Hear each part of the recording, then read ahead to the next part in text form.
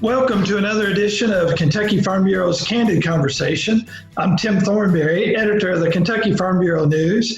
And as you can see, we are still working away from our KFB studios remotely from home. And we just certainly hope that you're staying safe out there. And we're glad that you joined us today. Our guest today is Dr. Nancy Cox. She is Dean of the University of Kentucky College of Agriculture, Food, and Environment. Dean Cox, welcome to the show.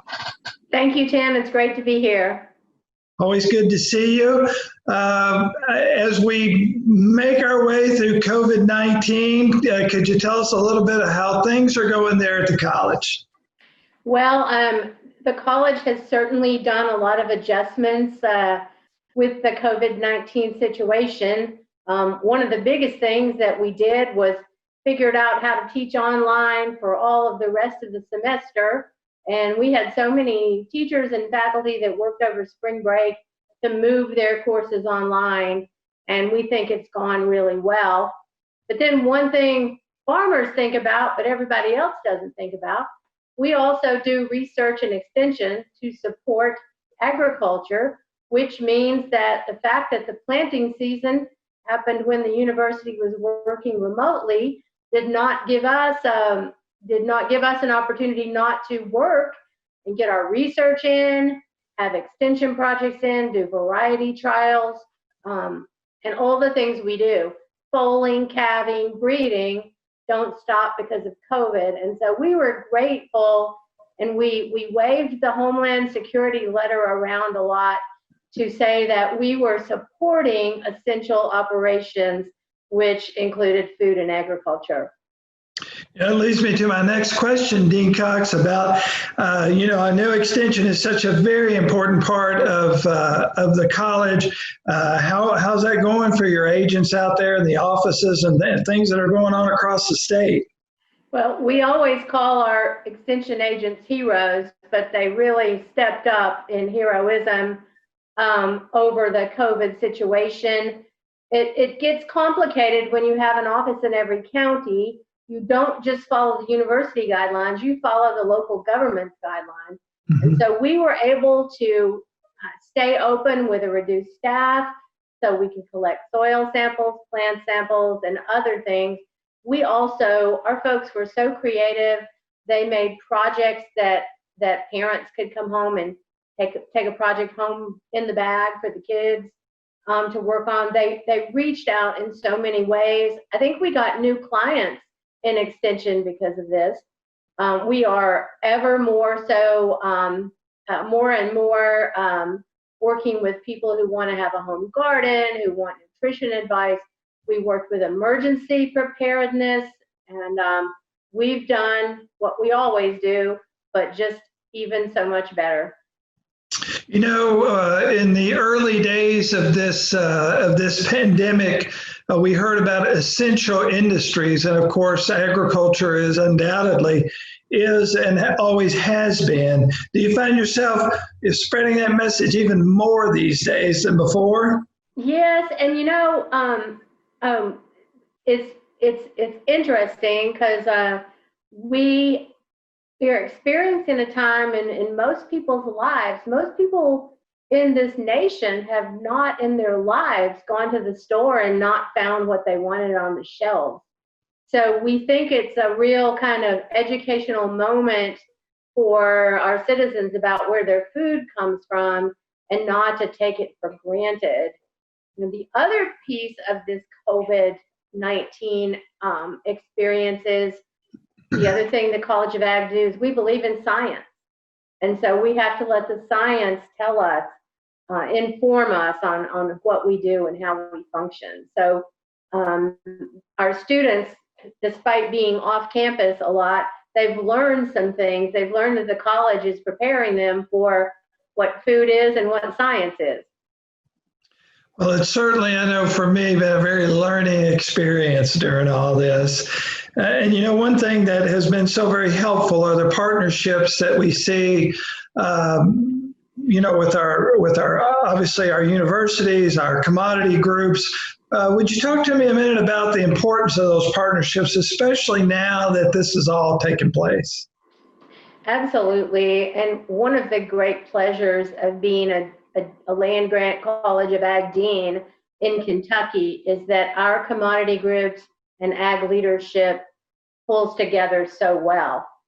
And certainly our partnership with your organization, Kentucky Farm Bureau, is long-standing and deep, and we serve communities in lockstep together. If Kentucky Farm Bureau is the voice of agriculture, I guess the college tries to be the unbiased source of information for agriculture. And we appreciate that relationship so much. We are also in lockstep with Kentucky Department of Agriculture. Just this morning, we announced a partnership between Extension and the Department of Ag regarding a new emphasis on victory gardens and helping people be able to grow their own food. And so we appreciate that partnership too. We also are in daily partnerships with our commodity groups, corn and small grains, soybean, forage and grassland, cattlemen, equine associations, poultry, and other organizations such as the Community Farm Alliance. So the fact that these partnerships were already established and already strong makes us able to move quickly in a pandemic environment such as what we're in now. You know, we've always appreciated those partnerships. I know, having written about them and worked with them for so many years, but it's almost like you know, we appreciate it even more now. Maybe we're noticing it more than ever before. Has that been your case? I think so. And you know, you don't start a relationship once the emergency starts. If you don't have a good one, you're not poised. But we have moved into the problem solving related to COVID in a most fluid way. That certainly puts Kentucky and the ag folks in this state in a good position because of the foundation we had already set, don't you think? Yes, and it is, like, I can't overemphasize how gratifying it is to work in a state where all the ag leadership works together. Very true, very true. One last question for you, Dean Cox, if that's all right. And I know none of us have a crystal ball, but as we move forward toward what we hope is some form of normalcy, we've seen the challenges that we face in agriculture. And I've always been the person to believe that with challenges come opportunities. What do you think, if you had that crystal ball, what do you see ahead of us as we move forward past this time? Well, definitely, for sure, the COVID virus will not listen to us at all. So we have to build in resilience and flexibility as we go forward. And we say that at UK all the time. We can plan all we want, but the virus sort of controls us. But I do think a few things that have come out of it. I mentioned earlier the people being more willing to grow food at home.